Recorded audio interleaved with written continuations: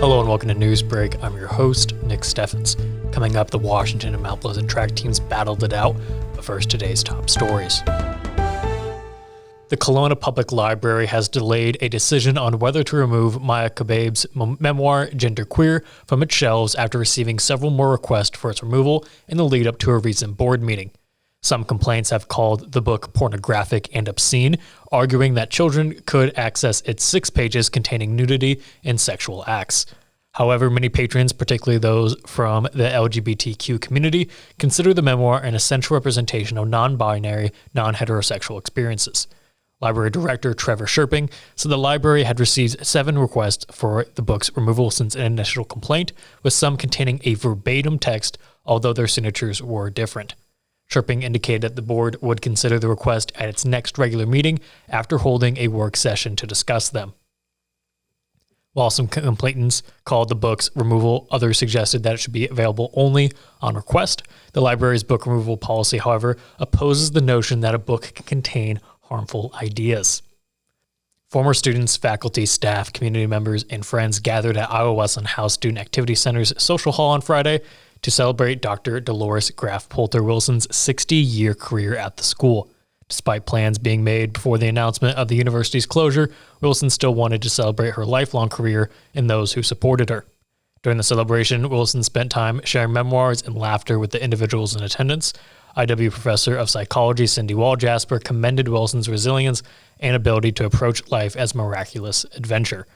Wall-Jasper also noted that Wilson's positivity, generosity, and support all contributed to the impact she made during her time at Iowa Wesleyan. Wall-Jasper concluded that Wilson deserved the Homemaker of Science Award for her pursuits of knowledge and the way she managed the science department. As Wilson moves on to retirement, she plans to renovate her family farm into a retreat for individuals to enjoy the classroom of the great outdoors. County officials in Washington plan to use eminent domain authority to acquire land near Skunk River after conventional negotiations fell through. The Washington County Supervisors have unanimously voted to authorize the proceedings. Washington County Engineer Jacob Thoria said the land was required to access to a grading project near the McCain River Landing on Dogwood Avenue in Clay Township. The case will now go to Washington County's Eminent Domain Commission, a panel of real estate professionals, farmers, property owners, and appraisal experts, where members will hear evidence from both sides and decide on a fair value for the land. The county has hired Des Moines law firm Allers & Cooney as a consultant in the case. If the property holders make an acceptable offer on the land before the case concludes, the eminent domain proceedings can be terminated. The Washington School Board has debated a policy change to allow homeschooled students to walk with their in-building peers on graduation day. Advocates for the change argue that homeschooled students bring enrollment funding to the district, participate in student life, and should have the chance to graduate with their peers. If enacted, the new rule would allow approximately 5 more seniors to join this year's ceremony. However, most board members expressed concerns that the proposed change would diminish the achievements of those who had completed more rigorous diploma requirements. The Washington Homeschool Assistant Program requires a minimum of 48 credits, while the graduation requirement for in-building students is 56 credits. The board has scheduled a special meeting on April 19th to discuss a policy change, and if approved by 5 of the 6 voting members, the policy could be enacted before this year's May 28th commencement ceremony. The Mount Pleasant Area Chamber Alliance will celebrate Small Business Week from May 1st to 5th to recognize the contributions of small businesses and entrepreneurs. Over 250 businesses in the area have less than 25 employees, collectively accounting for more than 1,200 jobs in the community and contributing over $60,000 annually to the Chamber. The Chamber will showcase local small businesses during the celebration, which will culminate with the announcement of the 2023 Small Business of the Year Award at the Small Business Breakfast on May 5th.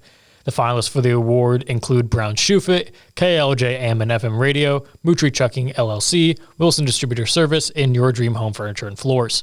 The sponsors for the event include Pilot Grove Savings Bank, Allen Mitchell, and Cornerstone Building Brands. We're going to take a quick break, and when we come back, we'll take a look at the weather and sports. Since 1905, Kelowna Cooperative Technology Company has helped our community stay connected with the latest advancements in clear, dependable telecommunications services. KCTC provides rural Iowans with access to high-speed fiber internet, as well as phone, television, computer repair, and cybersecurity solutions. We're also proud supporters of local organizations and area schools within the community. KCTC, keeping Kelowna connected.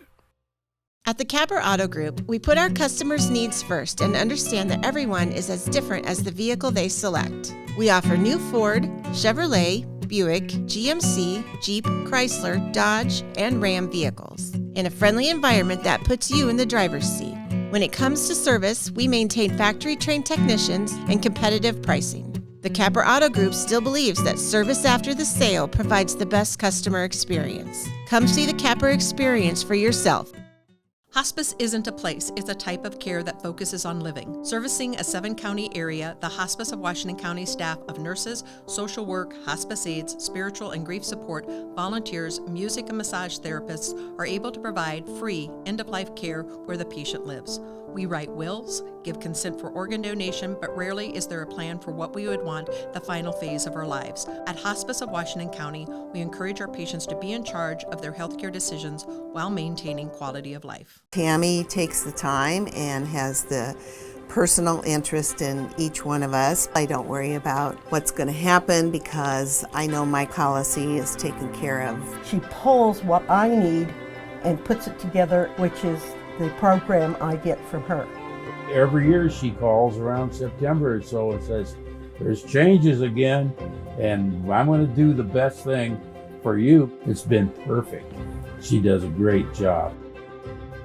Welcome back to Newsbreak. I'm your host, Nick Steffens. We have your 5-day forecast coming up, but first, obituaries. Mary Elizabeth Grimes of Fairfield passed away on January 2nd at the age of 90. A celebration of life will be held at 11 a.m. April 21st at the First United Methodist Church. Benner Funeral Home is in charge of the arrangements.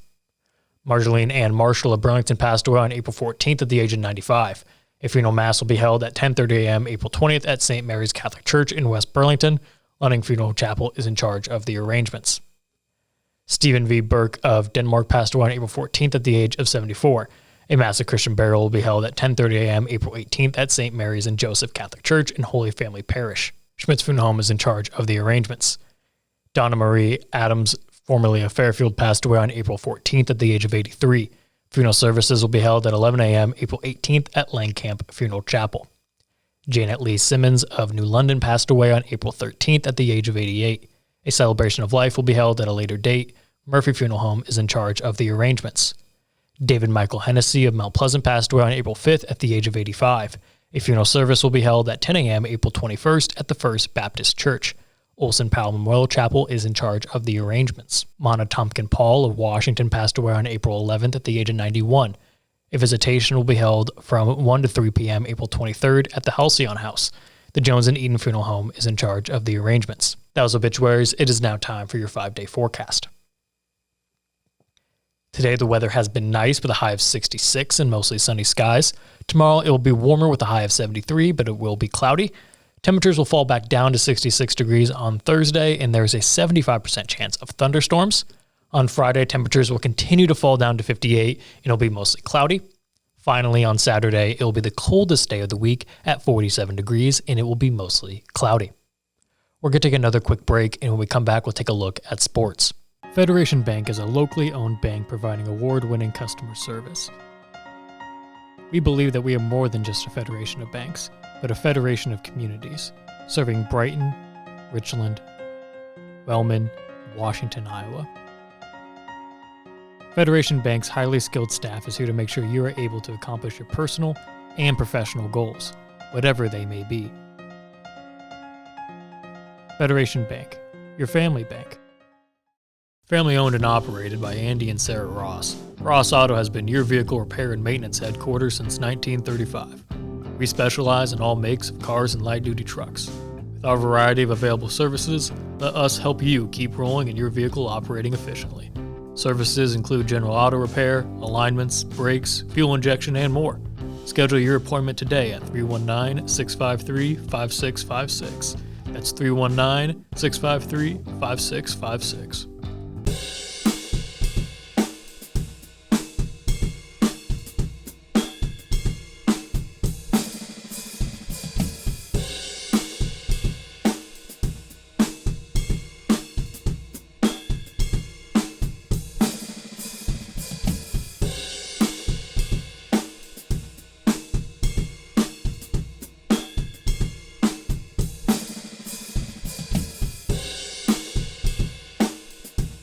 Welcome back to Newsbreak. I'm your host, Nick Steffens. It is now time for sports. And now, sports, brought to you by Fairway.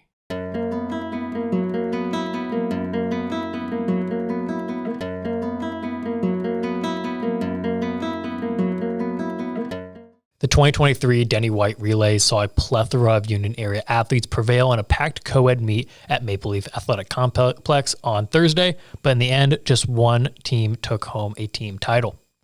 That team was the Mount Pleasant girls, which had an absolute battle to the bitter end with Clear Creek Amana. The Panthers scored 184 points on the day to nip the Clippers by 1. On the boys' side, Washington edged Mount Pleasant 114 to 113 to finish third and fourth, respectively, in Class A.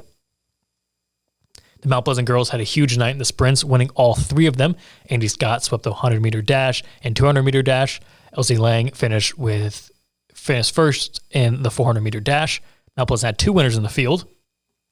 Josie Gilmore took the high jump, and Savannah Slobodnik continued her early year tear by winning the discus throw. Mount Pleasant had two relay winners in the girls' competition. The 4x200 teams of Courtney Robb, Bailey Jalis, Tristan Scholl, and Andy Scott won, in the distance medley quartet of Olivia McCormick, Alex Scott, Meadow Carter, and Abby Carthy. The Class A boys competition saw Washington and Mount Pleasant each pull off 3 wins as they competed for third place on the night. The Demons had a winner in Braden Hartman, who took the discus throw. Washington had 2 relay wins. The 4x800 squad of Logan McDoyle, Drew Horak, Micah Reese, and Andrew Reese won, in the Shuttle Huddle relay team of Taven Stewart, Mason Morgan, Aiden Ulan, and Austin Riebling also won. Washington's Josh Anderson was a lone wolf in the wheelchair events. He took first in the 100 meters, the 200 meters, and then crossed first in the 400 meters. Mount Pleasant had 2 wins in the field to anchor its day. Avon Trung finished first in the long jump, and Isaac Gerald was top in the shot put. That's the news for Southeast Iowa. I've been your host, Nick Steffens. This has been your news break, and I will see you next time.